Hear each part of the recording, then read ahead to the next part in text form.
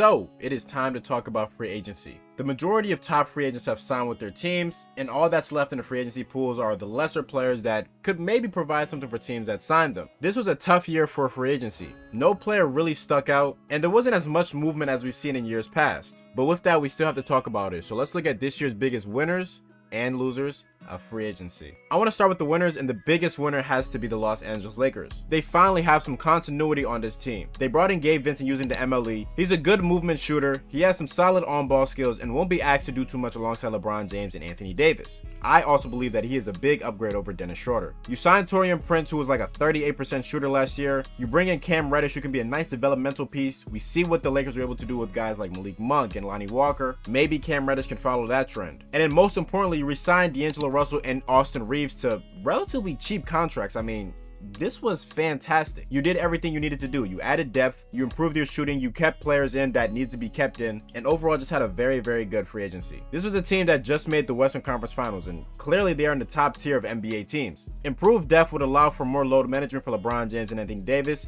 in hopes of avoiding injury. As long as they can stay healthy come playoff time, I'm not sure how many teams can really hang with them. The next winner for me, and I might be in the minority here, it's the Houston Rockets. Now look, I get it, okay? The big contract that they handed out might be a little crazy, but let's just look deeper into them. Fred VanVleet's contract is basically a 2-year deal. He will not see that money on that 3rd year as it's a team option. They're 100% going to decline that. So by the time Jalen Green signs his inevitable extension next season, by the time that extension really kicks in, Fred VanVleet's money is going to be off the books. I think it's a great stopgap choice for Amen Thompson. It allows Kevin Porter Jr. to move back into the shooting guard position, which I believe that's his natural position, and it gives you a formidable guard rotation. Now, Fred was pretty inconsistent last year, but on that Raptors team, he was one of 2 consistent shot creators. So when we look at it now, he's going to have Jalen Green, he's going to have Kevin Porter Jr., Amen Thompson can show you something in his rookie year, and Sengun will be able to add some low post action. So this means that Fred can work more off ball like he has in the past, and he can focus more on facilitating, which I believe is a plus for him. And most importantly, you're going to be bringing a winning mindset to a team that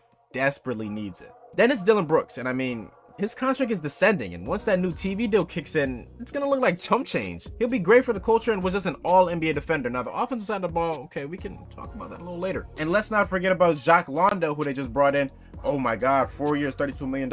After the first year, it's non-guaranteed. Last year, they were bashed consistently for not having a veteran presence, and half the time, it didn't even look like they were playing basketball. So now that they make moves in the coaching staff, they make trades, they make free agency moves to fix that, it was the right decision. It was the right thing to do, and they made the right moves. You also have to add in that the Rockets need to win now. They don't have their pick next year, as it is protected 1 through 4 with the Oklahoma City Thunder. And even if they did have the pick, with Amen Thompson, who you just drafted, and Jalen Green, of course, Jabari Smith Jr., who took 3rd overall last year, and Alperen Sengun, where is the opportunity going to come from for the next draft pick? You have your core, so build around it like they have and try to win games. And for my last winner, it's the Indiana Pacers. I have to show them some major love. They made a couple of smart and methodical moves to really improve their playoff chances next season. First off, you bring in NBA champion Bruce Brown on what is essentially a 1-year deal. You had a lot of money to throw at him. That was the right move to make. He showed some solid shooting touch with the Nuggets. He has some decent playmaking abilities and continued grit for the Nuggets. The Pacers are going to need all that.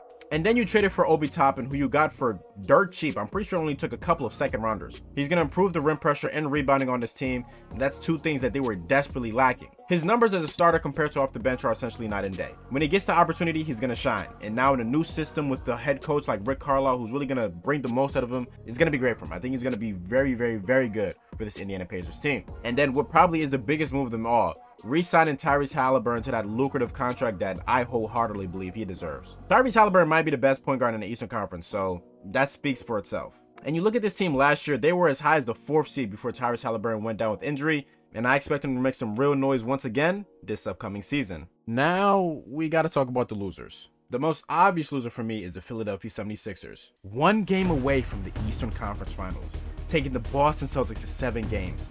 This is your time to strike. You be aggressive and you go win a championship. You have the MVP in Joel Embiid. James Harden is locked in. Tyrese Maxey is continuing to evolve. So what do the Sixers do? They don't do anything. They quite literally did nothing. So far in free agency, all they've done is, let me see here, signed Patrick Beverley and Mo Bamba. Okay. You've already ruined your relationship with James Harden when you had that whole spiel about looking to trade him and stuff like that. No one knows if he wants to return or if he wants to go. Jalen McDaniels, who you traded Matisse Thybulle in the 34th overall pick for, you let him walk for not even $5 million a year annually. Now you're waiting for the inevitable James Harden trade that won't get you back a return, that'll put you over the hump. They're just gonna be stuck in this cycle of like never-ending second-round exits. You know how it goes. I don't know. Eventually, they're probably gonna have to trade Joel Embiid, look to rebuild, have the process all over again, but not really the process because you can't call it the process because you already had the process. So like, oh man, oof, it's gonna be a funny Sixers season. And for my last loser, what the heck was that? Excuse me. And for my last loser, it's the Portland Trailblazers. It was obvious that you were going to trade Damian Lillard. That was always going to happen. It was inevitable. You have Scoot Henderson, Anthony Simons, Shaedon Sharpe, whatever package you get back for Damian Lillard.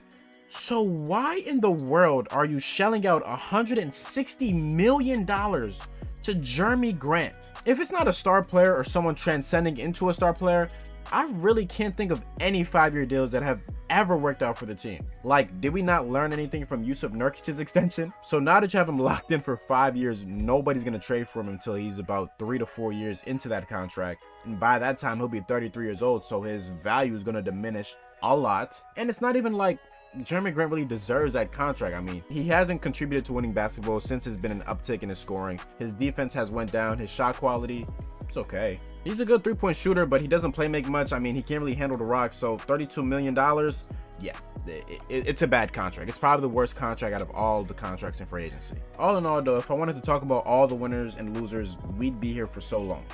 But that is not to highlight them real quick. There are a couple teams out there that made some really good moves, you know. So shout out to the Cleveland Cavaliers and shout out to the Phoenix Suns. This season's gonna be here quicker than we know it, man, and cannot wait to talk about everything else that ensues.